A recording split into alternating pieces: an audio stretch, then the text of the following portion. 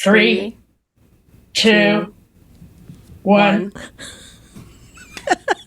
Welcome to another episode of Shit That Goes On in Our Heads. Today we are joined by a very special guest. This is Bizzle's mom. Bizzle's mom. I know that's not your stage name. What's your stage name going to be? Big V.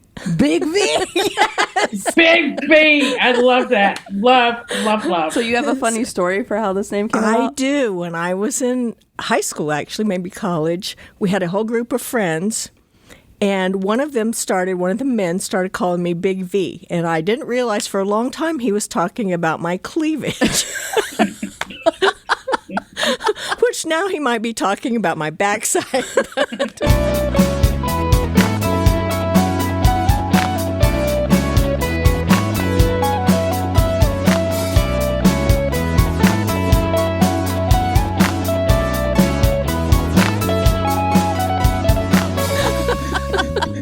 You weren't ready for this, G-Rex.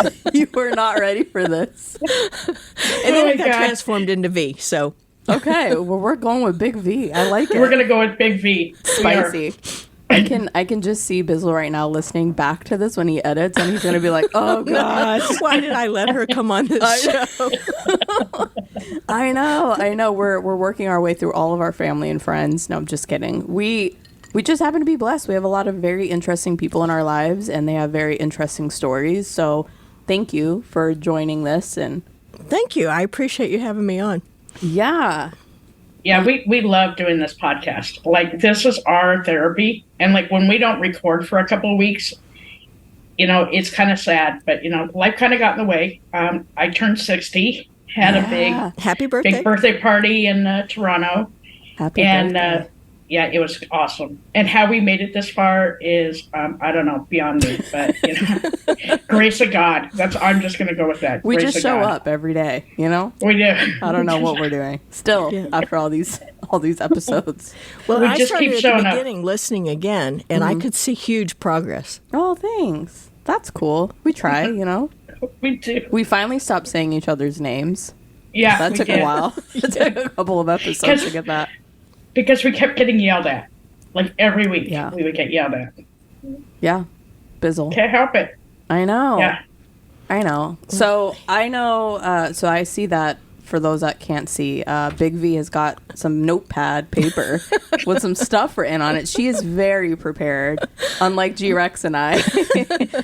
So We just show up. I know, right? So I like to start this off asking, what is it that you want to share with the world about you? So what I have discussed with you and Bizzle is perhaps career changes. Mm-hmm. And then I want to have a little time at the end to talk about, I'm a few years older than you, happy birthday, girl. So I can see that a lot of things have happened in my lifetime that's history. Mm-hmm. And some changes. So a couple things maybe about women in the workforce and a couple of things like that. Okay, cool. I love that. Where do you Love, want love. to... I have a random question to get us started. What was your very first job? Working at Tupperware home parties. And it was in high school, and they had these big jubilees, and I had to take these tickets and count 10 and put a rubber band around, and that was my job all day long. So in my sleep, I was counting tickets, and every time I got to 10, I would wake up. Oh, my word. Yeah, that was Tupperware home parties. Yeah, it was fun, though. Their jubilees were awesome. Yeah, so from Tupperware home parties to where you are today, what's your current occupation? My current occupation is realtor, real estate professional. Yeah, but it wasn't a straight path, I would imagine. It was not a straight path. No. When I went to college, I got several degrees. I started out in psychology and ended up in engineering. And then I started working in the defense industry at what's now Lockheed Martin. I guess I could be like Mr. M. Mr. So M. we'll edit it Mr. out. M. Don't you worry Yeah. about I it. could be like Mr. M and talk about the big entertainment that now it's a big missile factory. Instead of giving them the credit, I'm saying them by name. So you used to work for a big missile factory. Yes, and so most of my career was working on the industry side of military Department of Defense, and I did work for the government side a few times, and it wasn't very much fun. Yeah. Were you the only female? When I started out, I was very few. And all the way through, actually, I used to get bored and I would do statistics, and I never saw more than 3% females until my last job, which was at the government side. And not to be political here, but it was really weird because we would hire anybody that was a minority, a female, but we didn't see that many people come through the door on the industry side. But on the government side, it was very diverse between everybody. And I never have understood exactly why that is. Maybe that's interesting. I don't know. But anyway, so I really loved working there from the standpoint that I made my own jobs. I thought what was interesting, and then I would find a way to create a job to do that. Mm-hmm. And one of the things when I switched into real estate, I had to come to terms with time and money, because when I worked for the big company, I had a good salary, and that paycheck showed up every 2 weeks. Mm-hmm. And I worked on my projects. But now in the real estate world, you have to worry about when's that property going to close, and am I wasting... You never waste time with people, but am I spending too much time on this person that's not going to make a move? Or am I better off doing something else? Wow. That's crazy. First of all, that is a wild departure from Tupperware girl to now working with like military missile places and now, where you are today. So my question is, how did you even get into the military side of it for the missile place? I was looking through the career resource people at school, and they were hiring in Orlando, where I was. And this is back in the day, this was in the late 70s, early 80s. All my my peers from graduation from school were going to work at like Caterpillar or Tennessee Valley Authority or in the fields or something, making probably $14,000 a year, which was a really good salary. And this military company offered me $18,000 to start. Wow. So it was close to home. My boyfriend lived there, and I said, okay. And I'll never forget laughing on my way into my very first day. I had on this bright yellow knit dress. Is this where Big V came from? Well, what's really funny is a few years later, I started dating this guy that was there. And he called me the yellow-breasted mattress thrasher. Oh, my goodness. It was from, and I hope Bissell doesn't listen to this. Oh, he's totally going to listen to this. He might be listening to it now. No, just kidding. Anyway, that guy was from Texas, so he had names for everybody. Well, Texas. Oh, my God. This is awesome. This is priceless. I love this. Okay. You love it because we know that Bissell's going to be like, He's going to go, why did my mom come on here? I love it because he's going to be so red when he's like doing this. I wish that maybe you can have a camera on him. Yeah. Live reaction. Live reaction. Because I will die of laughter. Literally. Like all the crap in my chest will go away. I'm just laughing so hard. Yeah. So you walked in with your yellow knit dress. You had your interview. It must have went well. Yep, it did. How long were you there for? Oh, my interview, this was so weird. The guy took me through the manufacturing facility. They had vats, big vats. One was gold and one was silver that they used for plating things. And the guy that was interviewing me said, oh, yeah, this is a great place to pilfer. What does that mean? I mean, stealing little things off the floor. And then later on, my dog got out in the apartment complex where my boyfriend lived, and it went after that guy's bird. Oh, my I'm word. surprised I got hired at all after it went after his bird. Wow. Oh my God, Tweety's been eaten by a dog. I know. So you went in. So I went in, and I went through a series I stayed there for like 13 years. I learned a lot. And then I went between several other smaller companies. Mm-hmm. And then I ended up for most of my career at Northrop Grumman. Got it. And I worked on all kinds of stuff. A lot of things I did halfway through the beginning, it was all missiles and weapons. Mm-hmm. And then the second, probably half the time working there was for training. So we did laser tag, and we did simulation games. I did a program on future of learning for the Air Force. That was really interesting. Wow. Cool. I know. Yeah. I worked on some Star Wars stuff back in the day. Wow. That's the job you need. Me? Dirty Skittles. Yeah, you need to get a job like that. Just playing video like games? Something, yeah. That's how I interpreted that job. No, I know that that's not what it was, but yeah, that's wild. So when was this? What year was this when you started kind of getting into this industry? Early 80s. So I was through the 2015 or so. Wow. And Wow. How was it being there? Like being a woman in that industry? There wasn't. When I first started, actually, they must have been having complaints because somebody from outside the company came and was interviewing all the women about, and HR popped in at the time I was talking to them. And I grew up on a ranch, and we were treated like it. Just the guys that worked there, we worked the cows and did all the stuff. So I really didn't think too much about male and female and what you could and couldn't do.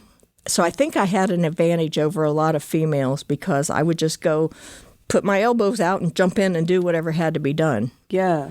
But back to the history part of this, that was a long time ago. And I don't think women were raised at the time to be managers. And I've thought a lot about, did they discriminate against women because they were women, or were women just not prepared to be leaders at that time? I mean, I think they are now. I think our society has, allowed women to evolve that way. But back in the day, I'll never forget this one meeting I was in. There were probably 150 people there. I was the only woman in the room. And the guy that was given the presentation, this was for a missile to be launched off a ship, and it had this covering over the top. And it was supposed to perforate when the missile took off. But the guy said, yeah, when it took off, the covering didn't perforate, and it looked just like a big condom. Oh, my God. They all turned around and looked at me. Expecting some sort of reaction, like, whoops. Yeah. That's wild. I can't even, my brain can't even fathom being in that type of an industry. It's so different. But I think that I had a really good education. So I think that the fact that I worked hard and just brought up good ideas and stuff, I think you had to kind of prove yourself twice as much. But once they realized that you were a contributing member, then actually some of the ones later on kind of looked out for me. Oh, that's good. Like Big Brothers or something. Well, those are mostly the West Point guys that were, I felt like I was in a fraternity. I was the little sister for the fraternity. Wow. But you know what's funny, Big V, is that still kind of happens today, right? Like, even though we've come so far with, equal rights and everything, I think that still kind of happens in today's, in industry today. Fortunately, like for me and for like Dirty Skittles, if you know your shit, you know your shit. And they kind of let you go and let you do your thing. But, I think about the kids that are just coming out of college and stuff now. They have far more of an advantage than you and I had, when I came out of high school 40 years ago. I think that we're advancing, but I don't think we're advancing fast enough. Yeah, I don't think we're there yet, but at least we're, and I think part of it is a growth factor on everybody's part. Yeah. And the other thing, I think sometimes guys might be a little intimidated. I remember one of the conferences I went to, the kids from UCF, I walked up and asked them a question. The girls popped right up and started answering. The young men that were there, sat in the back, and I think they were afraid of these strong women. Got it. Strong-willed women. Yeah. So there's something that you mentioned, your upbringing, and how you think that kind of helped you sort of jump into this industry where you're just like, we're in here to get our feet wet, like just jump on in. What was that like? You grew up on a ranch?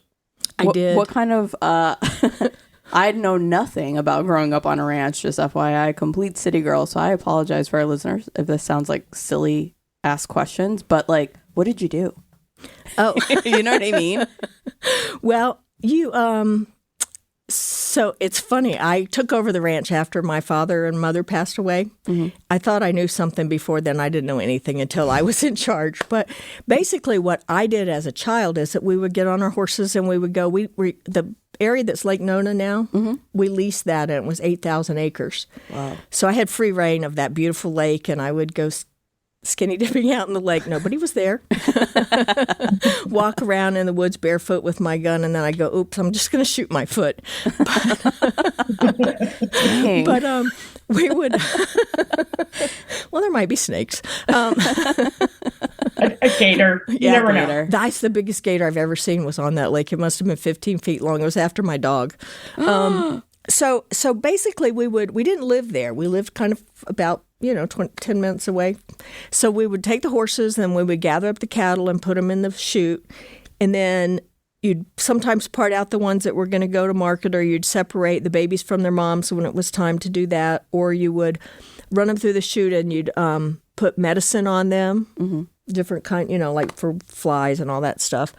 And then sometimes you made steers out of the little bull calves.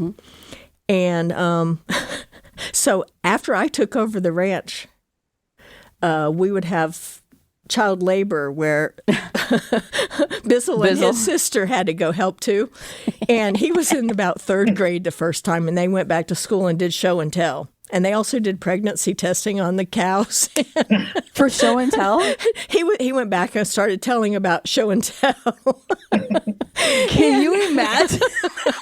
And the teacher was telling me, and I said, oh, I'm so sorry. I didn't mean him to come tell all that stuff. She goes, well, that's okay. The one that went after him was telling about the rabbits at the pet zoo.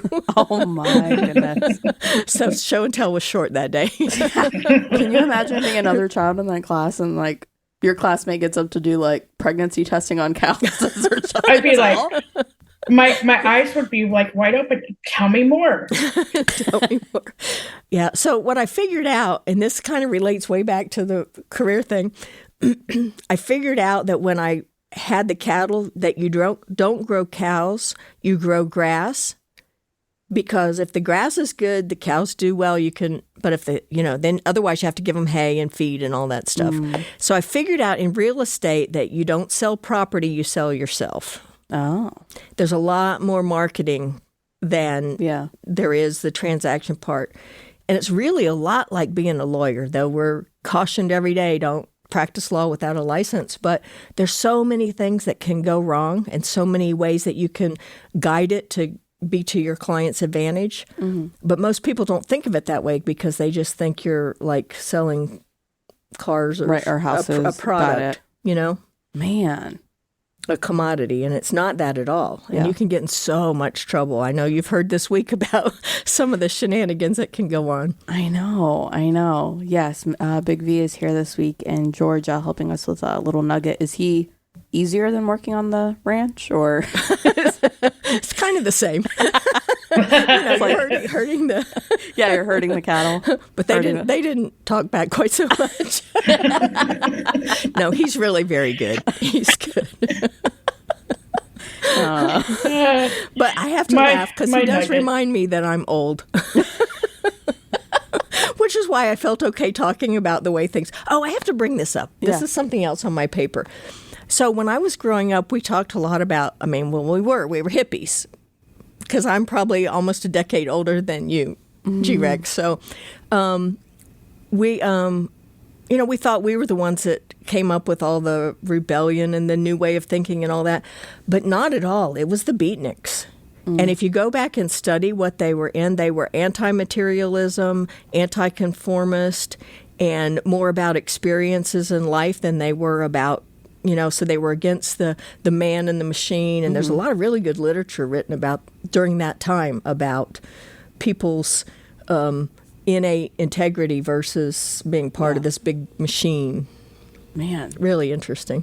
And I don't think, talking about what's changing, that set in motion even some of the things that are going on today. It's still evolving as part of what the beatniks started in the 50s. Yeah.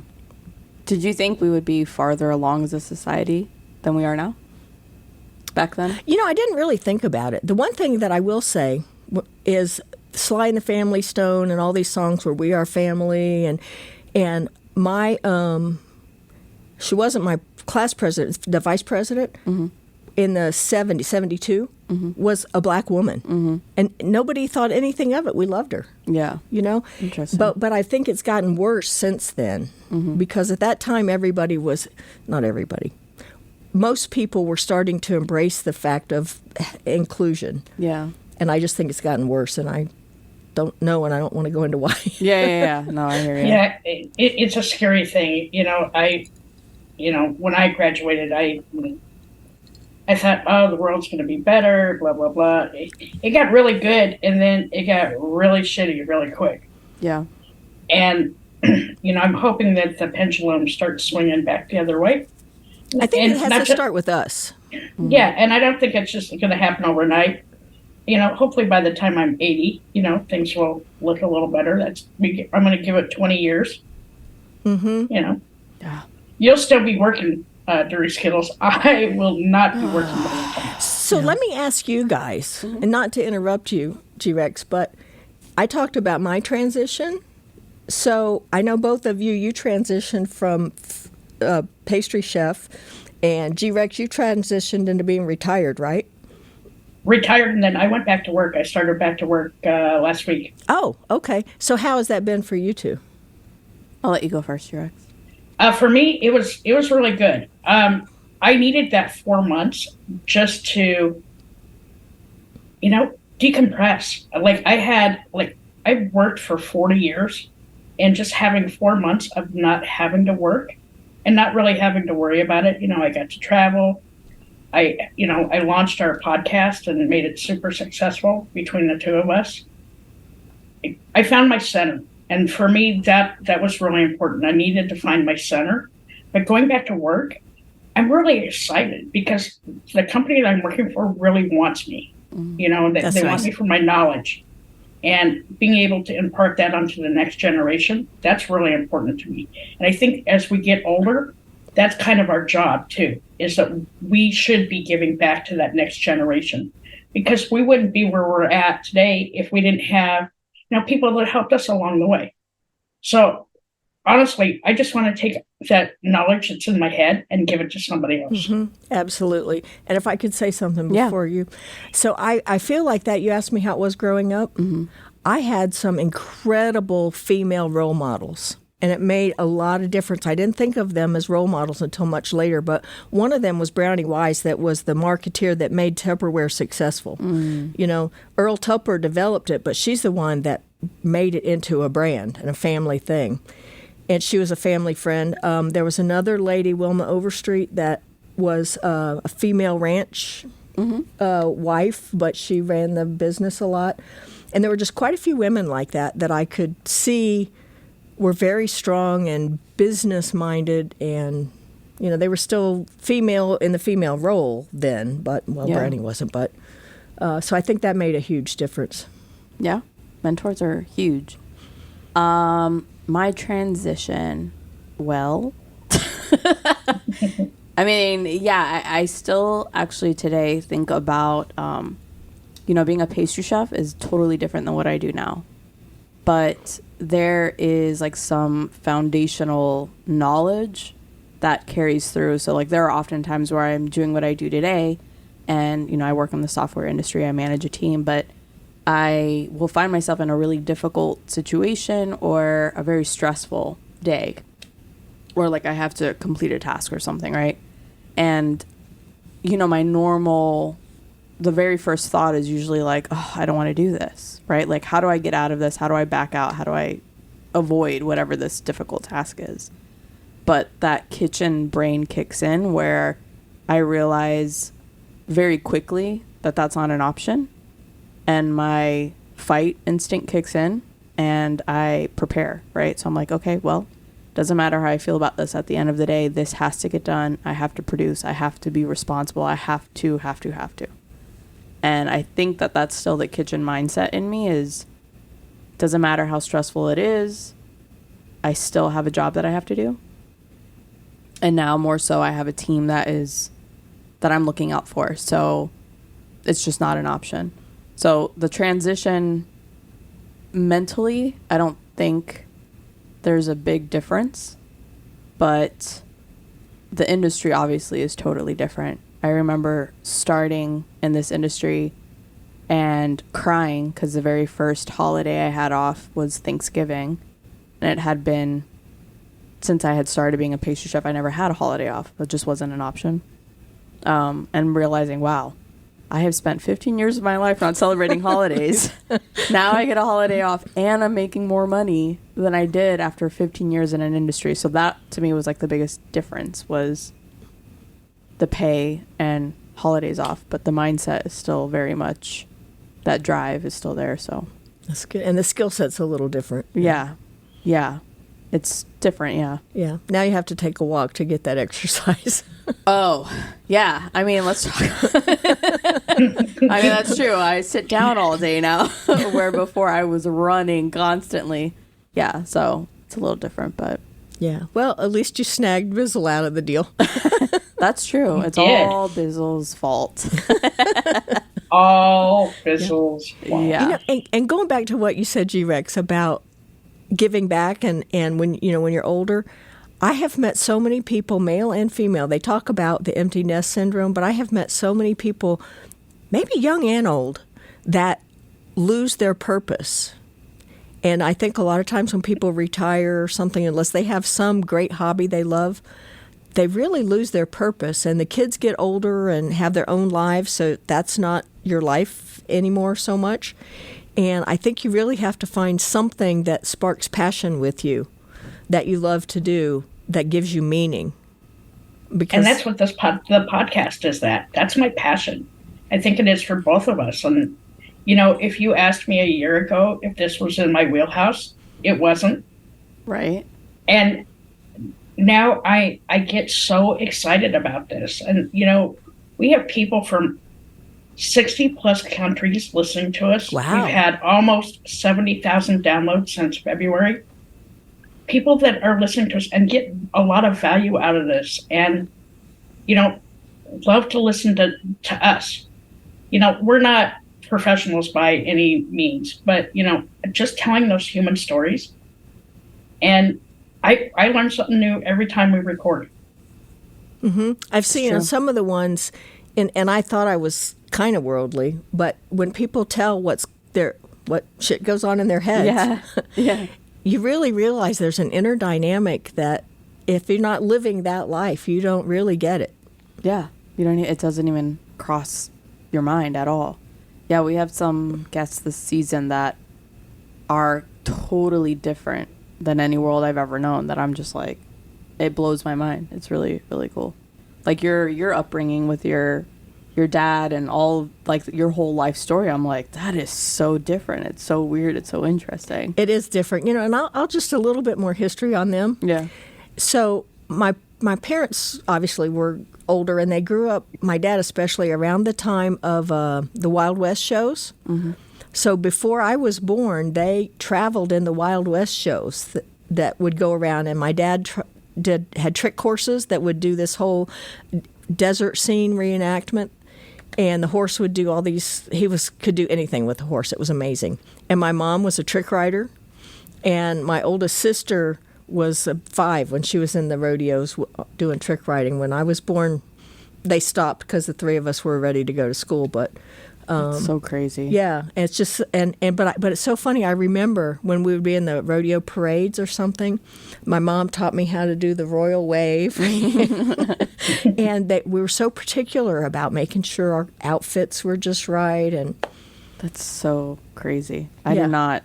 That's what I mean. Like, I'm like, I can't even imagine what that's like growing up that way, because that's so different than my upbringing. So I just think it's really cool. Yeah, it was fun being out in the woods, too. I'm watching G-Rex's eyes dart. What are you doing? Dude, I don't know. I did take some Mucinex before this. And I'm having a beer. Slowly just... and I'm having a beer. Because if I don't take the Mucinex, I can't get 3 words out without coughing, so... I know. I'm sorry, dude. It's not your fault. I don't know. I think the Canadian fires had a lot to do with it. The pollution was really, there was a lot of pollution in Toronto. Mm-hmm. So it just kind of settled in my chest.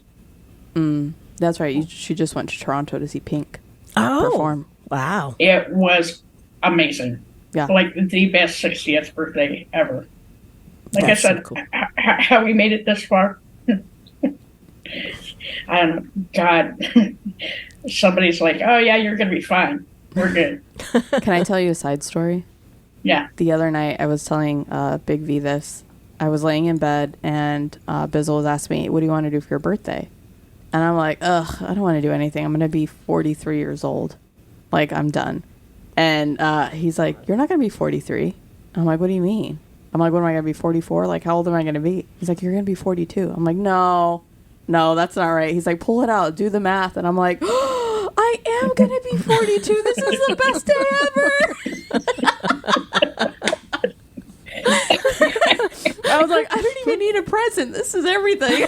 I'm not going to be as old as I thought I was. Wonderful. I got a whole extra year. I know. Perfect. But so getting back to your transitions through all of these different careers, you have mentioned that having mentors was very helpful. You talked about the one in the Tupperware. You talked about somebody else. The ranch, the ranch wife. Yeah. The ranch. Did you have anything when you worked for that company that makes rockets? Was there anybody? I think there were a few people that I looked up to that were really good at what they did. Yeah. And some of them could be very arrogant, but now I realize that I understand why they're so impatient if they work hard and they have this knowledge and everybody else isn't keeping up. I get the impatience. I had a couple of people that would talk to me about guidance and maybe help me figure out how to write my evaluations or tell me how things kind of worked in the industry or boost me along. Yeah, and so now in real estate, do you have a mentor as well? Not really. I could pay for coaching, and I probably will at some point, but I've known some people that I started out in residential. Then I went and worked almost exclusively on land. Now I'm kind of back 50-50 on the land. And the land part takes a long time to get. It's more interesting because you have to figure out all the due diligence of, can it go there? Will the soil support it? Is there wetlands? Is there, can you get through zoning and all that stuff? So that's a little more like the engineering side. The residential side, you get the joy of helping people with their own personal residence or second home or something like that.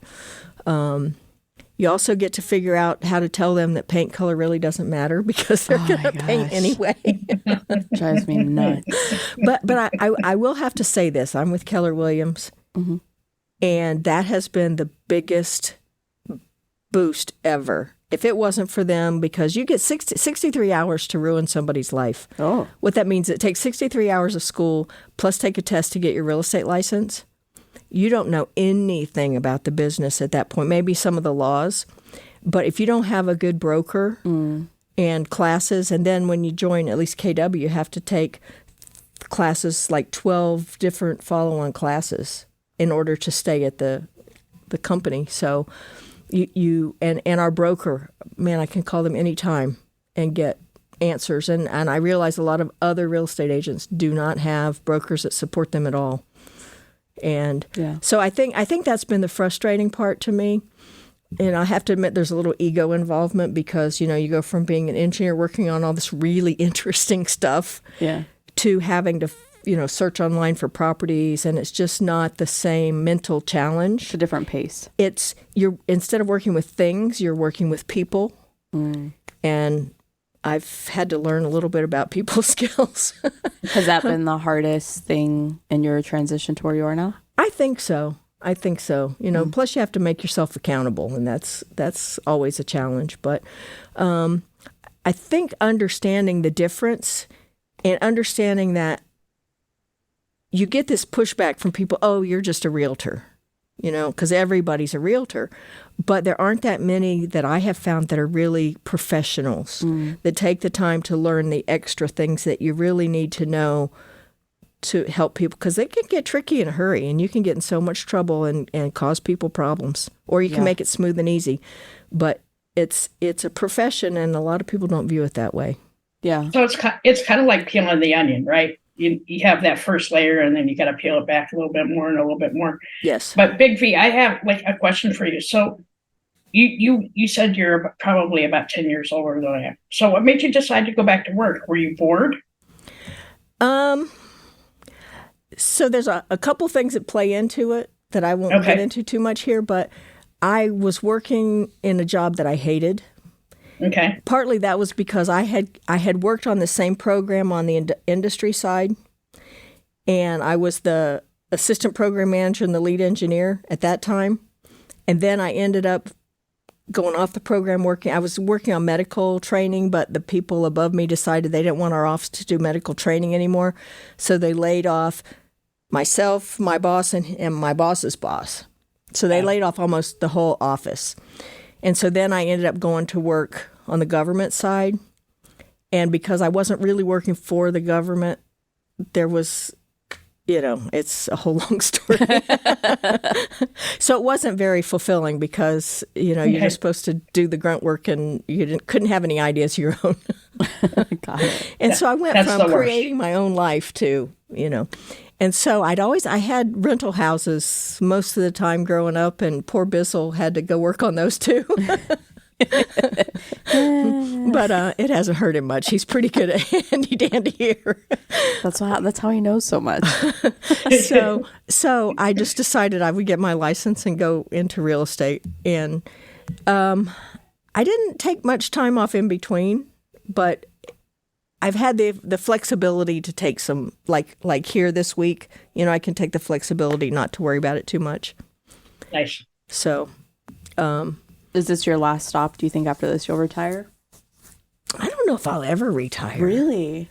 Like my dad had the ranch until he passed away, and that's how I was able to take it over. He scaled down quite a bit, but, he still had 300 or 400 head of mama cows at the time. Yeah.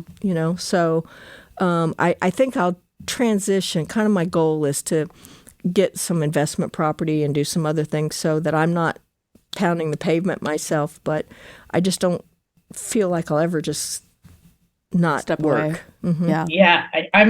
You and I are a lot alike. Like, I don't think I'll ever not work. Like, the podcast to me is not work, right? It's my passion. Mm-hmm. But I always need to keep my mind busy. When my mind's not busy, that is not a good thing. No. It's not a good thing for my wife. It's not a good thing for me. It's not a good thing for Dirty Skittles. I need to keep my mind busy. And the podcast helps me do that. But also, like, with my new job, too, because I have a ton of knowledge in my field. And I'm so willing to, give that to somebody else. Yeah. It does take a little, you can learn a lot of things from Google. I have this term that I call people that certain clients are, I call them Google geniuses because they've studied Google and they think they know everything there is to know. They studied Google. They went to Google University. But you forgot about this and this and this. But you do gain wisdom. Mm-hmm. I think, and I've thought about wisdom a little bit. What is it really? It's a combination of knowledge and experience about how it works. And I do feel like, and maybe it's just Bizzle and Dirty Skittles, but I feel like a lot of people now have wisdom younger than they used to because you can learn faster and the world is more dynamic. Mm-hmm. But I still think it takes some years and some experience to really get that insight. So I have one last question that kind of ties into what you were just saying. But before I ask, do you have any last questions? No, ma'am. I'm all good. So with years of experience and the wisdom, right, on that topic, what has been the biggest lesson you've learned so far? Keep your curiosity and keep your joy. Ooh, I like that. Oh, I like that. Yeah. I actually did think of one. I thought of one. Go. So, Big Feet, what do you do, like either on a daily basis or a weekly basis for self-care and self-love? I am a huge Tony Robbins, Dean Gracio, Matthew McConaughey fan, and I read everything I can find on growth and I play with my chickens. Okay. I have dogs too, but I think the self-care really comes from reading those things and listening to the podcasts and stuff, and of course your podcast. Woo! Because it keeps me grounded in that it's a big world, and it can be very pretty if you just don't get mired down in the mug. Yeah. So keep your mindset straight. Yeah, thank you. I love that. I love that. I love that. That's going to be our new motto. I know. Thanks. Keep your curiosity and your joy. I like that. Amen. Thank you. Well, thank you very much for hanging out with us. Oh, it was really fun. Yeah. Nice to meet you. It's so nice to meet you.